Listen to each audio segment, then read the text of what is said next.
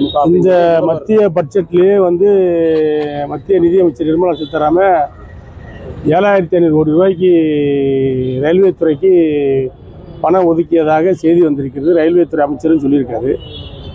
மத்திய அரசு மோடி அவர்கள் பொறுப்பேற்ற பின்பு காங்கிரஸ் ஆட்சியில் இருந்ததை விட அதிகமான நிதிகளை ஒதுக்கி தமிழ்நாட்டின் வளர்ச்சிக்காக எடப்பாடியார் குரல் கொடுக்கிறார். தமிழ்நாட்டின் வளர்ச்சிக்காக மத்திய அரசு பணம் ஒதுக்குவதைத்தான் எங்களது பொதுச்செயலாளர் எடப்பாடியார் வரவேற்கிறார்.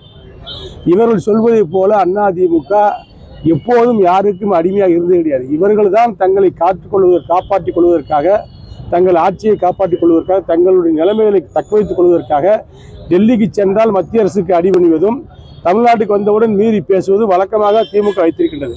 ஆகவே அடிமை யார், அன்போடு இருப்பவர் யார் என்பது தமிழ்நாட்டு மக்களுக்கு தெரியும். நாங்கள் அதிமுக பிஜேபி ஒரு அன்பான கூட்டணி. திமுக வைத்திருக்கின்ற காங்கிரஸ் கூட்டணி தான் ஒரு அடிமைத்தனமான கூட்டணி. இது இன்றைக்கு தமிழ்நாட்டு மக்கள் உணர்ந்திருக்கிறார்கள். ஆகவே தேர்தல் நேரங்கள் இது போன்ற வதந்திகளை, இது போன்ற குற்றச்சாட்டுகளை சொல்வது திமுகவுக்கு வழக்கம். இதெல்லாம் மக்கள் ஏற்றுக்கொள்ள மாட்டாங்க. சிவகங்கையில விஜய் தொடர்ந்து அதிமுக ஊழல் கட்சி அப்படின்னு சொல்லி ஊழல் கட்சி அதாவது கனிந்த மரத்துல தான் கல்லடி விழுவும். கனிந்த மரத்துல தான் கல்லடி விழுவும். ஏன்னா அங்கேதான் பழம் இருக்குது, அங்கே தான் பறவைகள் வரும், அங்கே தான் இலைப்பாரும், அங்கே தான் பழத்தை கொத்தி சாப்பிட வரும். அதை பற்றி தான் குறை சொல்வார்கள்.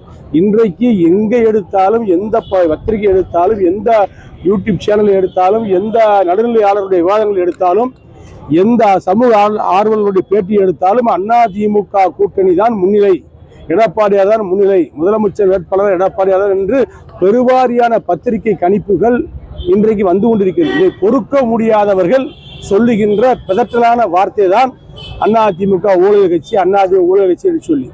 ஏன்னா எங்களுடைய பொருளாளர் திண்டுக்கல் சீனிவாசன் சொன்னதை போல திரைப்பட 200 ரூபா டிக்கெட்டை 2000 ரூபாய்க்கு விற்பவர்கள் எல்லாம் யோக்கியர்களை போல அதிமுக நாங்கள் என்ன தப்பானவர்களா?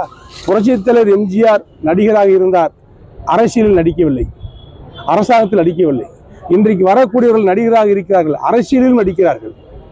அரசியலில் நடித்தால் நிச்சயமாக மக்கள் ஏற்றுக்கொள்ள மாட்டார்கள். நியாயமாக, நேர்மையாக, உண்மையாக நடந்தால்தான், அரசியலில் நடந்தால்தான் மக்கள் ஏற்றுக்கொள்வார்கள். இன்றைக்கு அதிமுக தலைவர் எங்களுடைய பொதுச்செயலாளர் எடப்பாடியார் உண்மையான கருத்துக்களை சொல்கிறார், உண்மையான நிலவரத்தை பேசுகிறார். மத்திய அரசு பட்ஜெட்டிலே நிதிநிலை தாக்கல் அறிக்கையிலே செய்திருக்கிற நல்ல திட்டங்களை வரவேற்கிறார். அதிமுகவுக்கும் பிஜேபிக்கும் கொண்டிருக்கின்ற உறவானது ஒரு நட்பு ரீதியான உறவாதான்.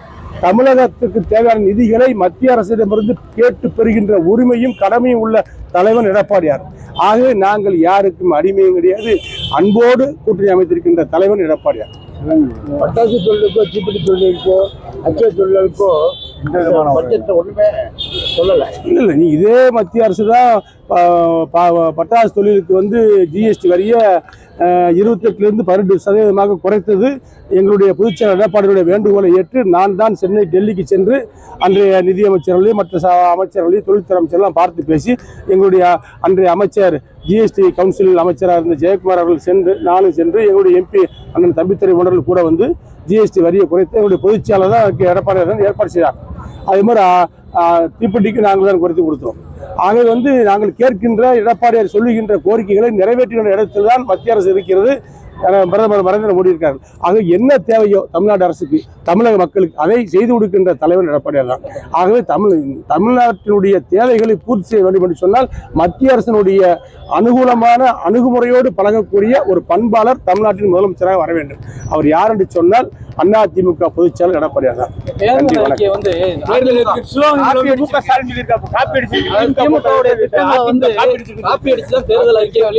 2021 தேர்தலில் அதிமுக அறிவித்த தேர்தல் அறிக்கையை காப்பியடித்து தேர்தல் அறிக்கை விட்டு தனது மீடியா பலத்தால் அதை மிகப்படுத்தி காட்டியதுதான் திமுக.